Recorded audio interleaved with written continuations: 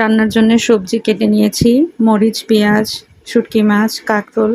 আজকে শুটকি মাছ করলা দিয়ে রান্না করব, সেগুলো কেটে রেডি করে নিলাম। আর এখানে মরিচ, পেঁয়াজ কেটে সুন্দরভাবে গুছিয়ে রেখেছি।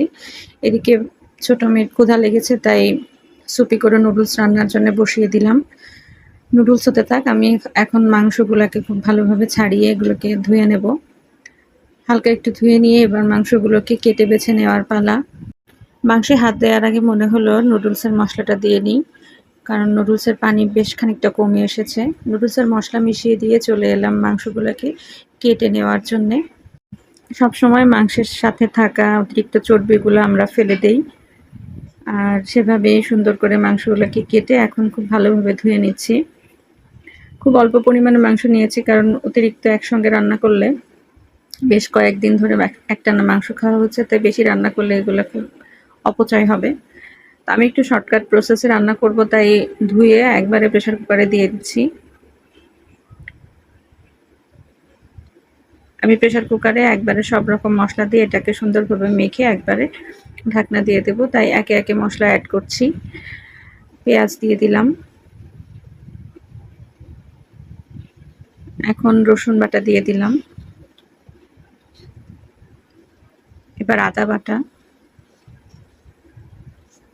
হলুদ, লবণ, ধনিয়া জিরার গুঁড়া, মরিচ গুঁড়া, আর দিয়ে দেব একটু করে সরিষার তেল। মাংসের থেকে যতটাই আমি তেল কেটে নিই না কেন, প্রচুর পরিমাণ তেল তারপরেও থেকে যায়। নুডলস ঢেলে নিয়েছি বাচ্চাকে দেওয়ার জন্যে, আর এদিকে মাংস তুলে দিয়েছি চুলায়। কাঁকরোল ভাজি করব, তাই লবণ হলুদ মিশিয়ে নিচ্ছি। অন্য চুলায় প্রেসার কুকার বসিয়ে দিয়ে এই চুলাতে দিয়ে দিলাম ফ্রাই প্যান। এই সাইডটাতে দাঁড়িয়ে ভাজাভাজি বা রান্নাবান্না করা নাড়াচাড়া করতে খুব ভালো হয়। অল্প পরিমাণে একটু তেল দিয়ে নিলাম। তেলটা গরম হলে এখন কাঁকরোলগুলো দিয়ে দেব।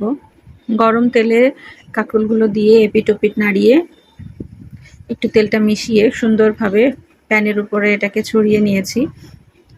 এভাবে ভাজি করে নেব। তো এক চুলাতে প্রেসার কুকারের মাংস হচ্ছে, অন্য চুলাতে কাঁকরোল ভাজি।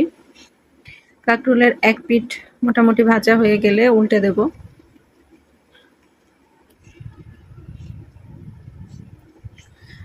অন্য কাজ করতে যেয়ে কাঁকরোলটা একটু পুড়ে গেছে, যেটা আমার নিজের কাছে খারাপ লাগছিল যে কেন এতটা পুড়ে গেল, বাট কিছু করার নাই, পুড়ে তো গেছেই। এবার মরিচ পেঁয়াজ খুব ভালোভাবে একটু তেলে ফ্রাই করে নিচ্ছি।